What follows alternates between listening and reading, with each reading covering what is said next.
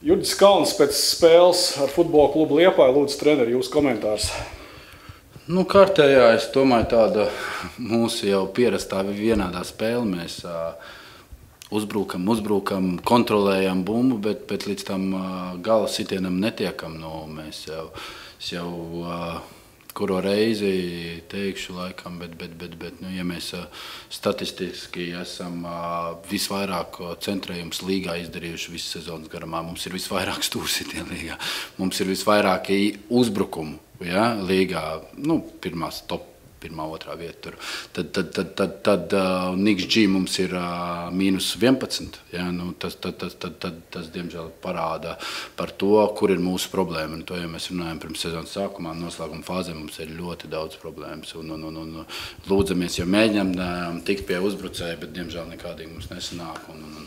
Tā ir tā problēma, jo paši redzat, līdz noslēguma fāzē mēs principā varam nodominēt pret katru komandu, bet tik līdz tiekam līdz sodlaukumam, tā arī viss apstājās. Strādājam pie tā, mēģinām kaut kādā veidā to mainīt, mēģinām mazliet, teiksim tā, izmantot vairāk zonas aiz muguras, bet diemžēl pagaidām tas mums nesanāk. Un tās iespējas savukārt Liepāja, jā, mēs ļoti labi sākām, es uzskatu, pārņemām, principā kontrolējām spēli, tad tāds nogrieznis bija pēc Kraglika dzeltenās kartiņas, ja nemaldos, pirmā puslaikā pēc transition Liepājas ātri pārējais no aizsardzības uzbrukumā dabū kartīti. Pēc tā mazliet spēle pamainījās, Liepāja jau sāka naskāk uzbrukt, naskāk veidot, un arī tajā nogriezientais 10, cik tās minūtes bija, viņi guva vārtus. Nu, pēc tam atkal, protams, jau man stāstītājs pārņemam atkal bumbu, mēģinājām kaut ko izveidot, bet līdz teiksim tā, līdz tiem 16 metriem tiekam tālāk, diemžēl nevaram. Un tā mums ir viss sezonas, tas speciāli pēc 23 kārtām izvilku statistiku, izgāju cauri visam, un tiešām pašam bija pārsteidzoši, ka mums ir tik daudz mēs atrodamies pretinieku sodlaukumā, tik daudz mēs atrodamies ap pretinieku sodlaukumu, un tik daudz mums ir centrējumi un stūrsitieni, bet diemžēl vārtu gumos mēs to nepārvēršam. Tieši šis konteksts man ir vedina uz nākamo jautājumu. Uzbrucēji baidās uzņemties iniciatīvu, pietrūkst kvalitātes, jo sitienu nebija daudz. Jā, bumbas kontrole bija liela, bet sitienu nebija daudz. Kur ir tās atslēgas punkti? Nu, pirmām kārtām ir tāda kvalitātes komanda, kāda ir Liepājai. Tas šodien pieņemsim, ja, par šodien mēs runājam. Nu, ja tāda spēlētāja kā Korabenko, Laukšič spēlē zemajā blokā, tad ir grūti uzlauzt tādu. Tāpat Babičs, ja, tāpat Gidvainis, ja, nu, tādi pieredzējuši spēlētāji ir tādi, ja viņi spēlē pret mums gados jaunajiem uzbrucējiem, teiksim tā, 2004. 5. gadā dzimušiem, 6. gadā dzimušiem puikām spēlē tādu veču un zemajā blokā. Nu, nav tik vienkārši, protams, ka jāiegūst tā pārliecība. Nav tik vienkārši tomēr apspēlēt. Jā, nu, gribētos vairāk no pieredzējušiem nosacīt no Oskarā, ja, lai viņš uzņemās vairāk, Rubenis vairāk apdraud vārtus. Mēs mēģinām kaut kādā veidā tā bumbu ieripināt vārtos, tā kā Liepāja guva otros vārtus. Tur pret, jāpaskatās, nezinu, pret to, ka viņš bija pārkāpums vai nebija pārkāpums. Bet, nu, nedrīkst aizsargs arī tāda epizode bija vai nebija Kristā, teiksim tā, uzvarēja jau 2 cīņu un pēc tam tik viegli nokrit. Un mēģinām to bumbu ieripināt vārtos. Jā, otrā puslaikā jau ar Renāru runāja, puslaikā bija viņam jau kāds 4-5 iespējas sist pa vārtiem, pirmā puslaikā viņš nesit. Viņš tik mēģina to piespēlēt, atrast, mēģina pārmest, mēģina kaut ko iedribelēt, nokārtot sev vērtākā pozīcijā.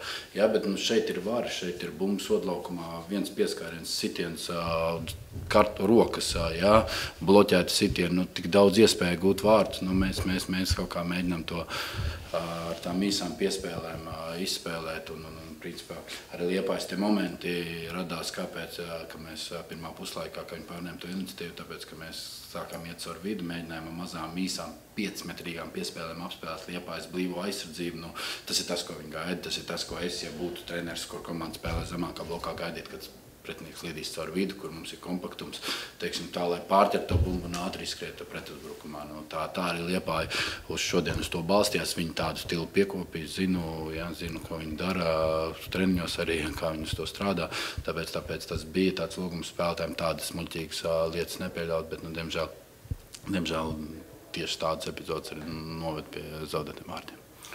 Nebija doma spēles gaitā pāriet kā otrais numurs izteikt un ar ātrām pārējām laust Liepājas aizsardzību? Nu, tu zini, kā ir, jā, nu, vispār doma varbūt atdot Liepāja bumbu, bet principā es ļoti labi zinu Andreju Karabenko, viņiem iedod bumbu, viņš darīs ar viņu, ko grib, es viņu džibrilgēju, jā, un viņam iedod bumbu, viņš nedarīja. Viņiem ir spēlētāji, kur arī var spēlēt futbolu, viņiem ir spēlētāji, kur var spēlēt ļoti labi un skatām futbolu un tehnisku un kvalitīvu spēlētāju. Un pat maiņā tāds Loko nemaz netika laukumā šodien patiesībā. Mēs jau skatījāmies pirms spēles, tie visi spēlētāji Seveļevs, Loko, Isājevs, kas ir tur uz soli nepainījies. Mums būtu pamatsastāv spēlētāji, tā godīgi sakot. Un tāpēc mums ir jādabūt tiem spēlētājiem tā pieredze, kā tas ir, nu, ka tu visu laiku ar to bumbu spēlē, ka tu mēģini uzlauzt pretinieks un pretinieks vienkārši tev sodā pa katru tavu mazo kļūdiņu. Nu, es domāju, jo augstāks līmenis, jo katru kļūdu ir lielāka nozīme. Šādi ar šodien notika. Ja man vārdsargs treneris sēž blakus un es prasu, kas tur Robertam šodien, viņš 87. minūtē saka, 4 ieraksti ir, nu, tas jau daudz ko arī parāda. Nu, tad neskaitām, protams, tos tur kaut kādas tur no tālu un tādas vai epizodes. Nu, tad tas arī parāda to. Arī mēs neko neizveidojām. Jā, bet to, ko Liepā izveidoja, nu, viņi panāca. Viņi gūda 2 vārdus. Nu, domāju, ka pelnīt līdz ar to izcīnīt 3 punktus. Pēc iepriekšējās spēles daudz tika runāts par mentālo lietu un psiholoģisko gatavību, vai varam jau šajā brīdī, šajā punktā to aspektu nolikt malā un viss puišiem no galvas, tas viss ir ārā. Jūs paši redzējāt, ka pagājušās salīdzinot šo spēli, cik mums 6 vai 7 izmaiņas bija, mēs iedevām vienkārši, mēs Daugavpils, teiksim tā, iedevām spēlētājiem atpūsties, iedevām viņiem vienkārši pēc Eirokausa, pēc 120 minūtēm, pēc 3 dienām gan psiholoģiski, gan mentāli iedevām pauzi. Ne visiem, ja būtu tāda iespēja iedot visiem, bet, diemžēl, centra aizsargs ir grūti man noritēt, tagad ir Musa atpakaļ, tad varēsim mazliet parotēt viņus un būs vairāk opcijas, teiksim tā, gan centra aizsardzībā, gan līdz ar to arī balsta pusargu pozīcijā. Bet ja būtu iespējams parotēt vairāk, nu, bija iespējams 6 pagājušā spēlē, norotējām 6. Nu, diemžēl tā tas sanāca, kad bez punktiem. Sakarā to, ka tā diezgan pamatīga rotācija atpakaļ notika, vai abu puslaiku šis aktīvais spiediens 10 minūšu garumā, kas bija jūtams no otras puses, tomēr nešķita bišķi pa īsu? Nu, nezinu, vai bišķi pa īsu, redziet, otrā puslaikā, ja mēs tādiem maiņas, tomēr mazliet atkal mums pabojāja to disciplīnu. Jo laukumā nāca spēlētāji, kur nav vēl līdz galam apraduši mūsu prasībām, un līdz ar to man ir tās bailes vienmēr, bet arī pirmā vietā mēs esam pie izdarītām maiņām, starp daudz visvairāk maiņas veikuši šajā sezonā. Un līdz ar to, jā, tas ir daļais risks, bet kad tad, lai es redzu, kāds, pieņemsim, Giraldo, ko viņš man var nākotnē iedot, ja ne šādās spēlēs, nu, līdz ar to, jā, riskējam, līdz ar to pazuda spēles pavadiens, daudz zaudēts bumbas laukumā vidusdaļā vai apspēlēt 1-1, un līdz ar to tas spiediens mazliet noplaka. To gatavojāmies, un, protams, mazliet vairāk, teiksim tā, beigās jau aizgāja tāda anarhija, un jā, vienu gūt vārtu, iespējams, varētu vēl to intrigu saglabāt līdz beigām, bet, nu, diemžēl. Pirms otrā puslaika ļoti ilgi gaidījām Audu laukumā. Treneris noteikti ļoti garu lekciju lasīja un bija spēlētāji noteikti kaut kas jāpieraksta pat blociņā. Drīzāk es ilgāk mēģinājumu saprast video analīzēt cauri, kur ir problēma un kā to uzlabot. Un, līdz ar to tas drīzāk ieviltās nekā tā informācija, kur nodēvam spēlētāji. Tāpēc mazliet vēlāk. Kas jāuzlabo? Pēdējais jautājums turpmākās spēlēs. Kas ir tā uz karstām oglēm Audai? Es domāju, ka šeit vispār nav vietas kaut kādai bībai vai panikai, ka tagad ir 2 zaudētas spēles, jā, pret iespējams tiešiem konkurenciem pa Eirokausiem, jā, bet viņi arī vēl spēlēs savā starpā pirmām kārtām.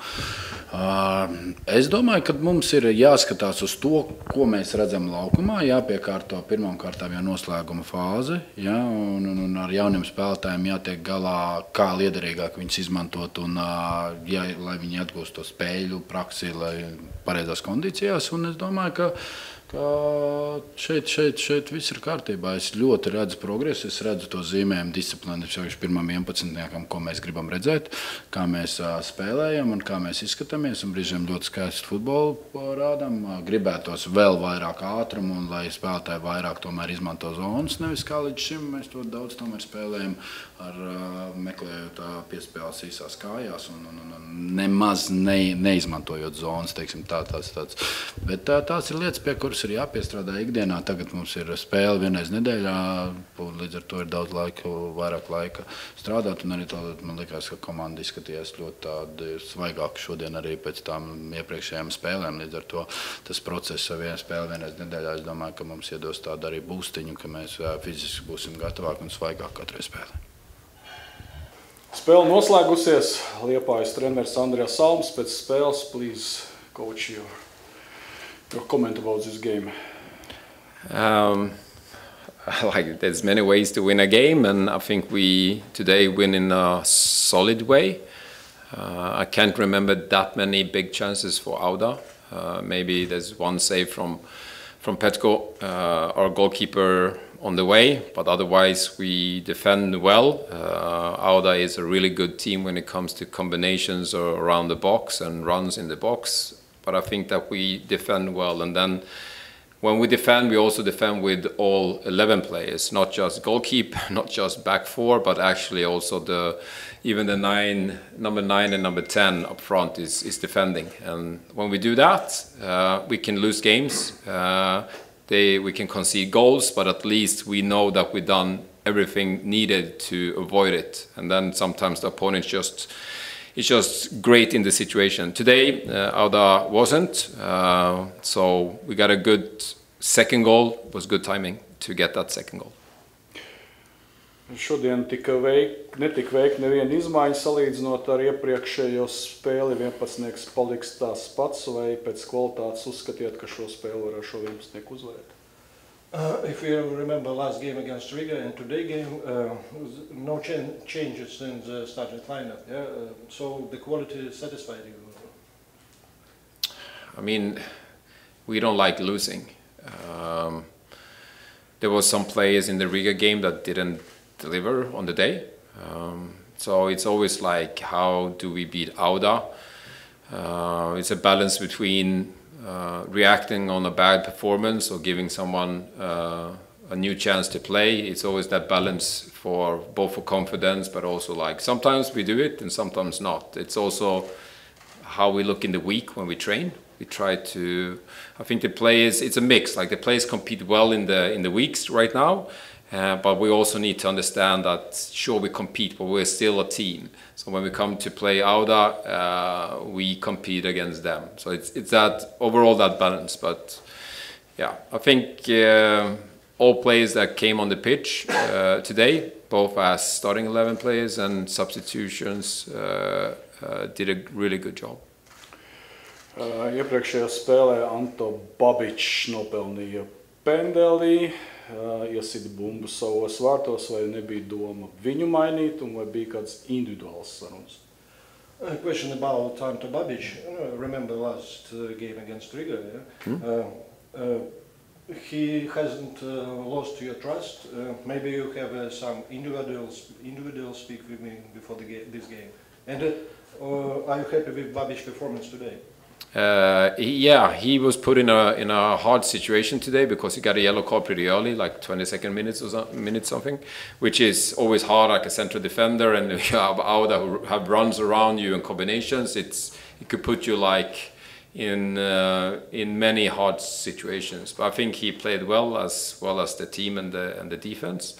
I mean, sure, but then you would say like to change a player. Of course, there's a competition. Right now, we have Isaias out with injury. And also, you need to remember, I think that Anto has played good games before. We had 4 wins in a row. I also think that the game against RFS was good. And he's been a part of that. So it's like I said about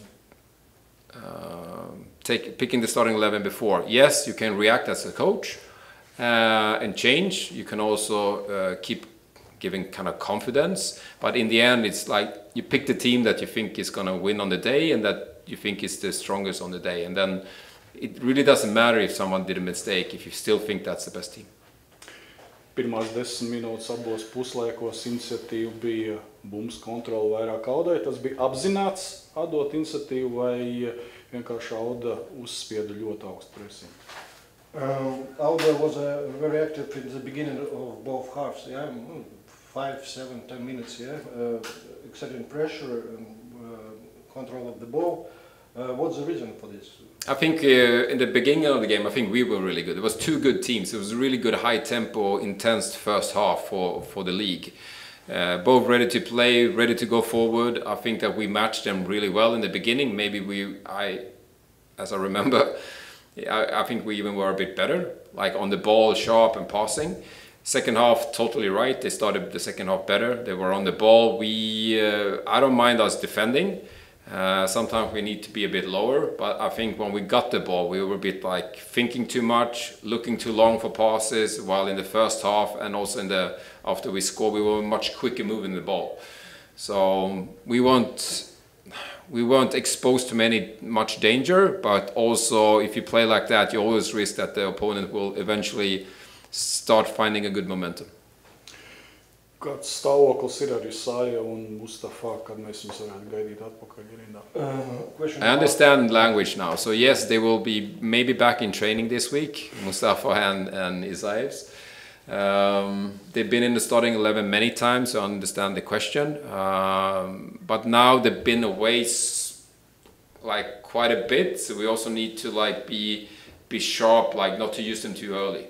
So it's that balance, but we need them. We need everyone, and we need them back to compete about spots in the team, because they've done well for us before. Okay. I have a question. Oh, come on. Šodien uzvara, bet vai bija kas tāds, kas varbūt neiepatikās trenerim? Today was a great victory for Liepaja, yeah, but there is something didn't like you in the game of our team. No, maybe the start of the second half then. But overall, we play a solid game. We have some tempo, we have some individual skills. Also, as a coach, when subs comes on and they contribute even with assists and goals, is a great feeling, of course. But this is. We gather before the game always, and Petko today as the captain said like, hey, there's a lot of cup games coming up. We have the cup, but we also have like, we chase Auda, now they kind of chasing us, but also Dagapil's in there chasing and so on. So there's going to be a lot of important games for us to play, and that's why this is a really good win with 5 points to Auda. It's really hard, but still, we are not only being chased by one, but also two teams right now. I don't know if more can come in there, but Dagapils is showing like some good qualities now too. I have a question about Karabenko. Do you agree Andrei was today the key man in the pitch?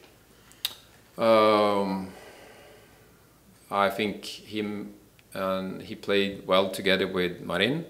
They have a lot of, since I came, they have a lot of playing time together. I think that helps because if you look at the team overall, from the beginning of the season, there's a lot of new players, and I think that playing time, if we use it in the right way, will help.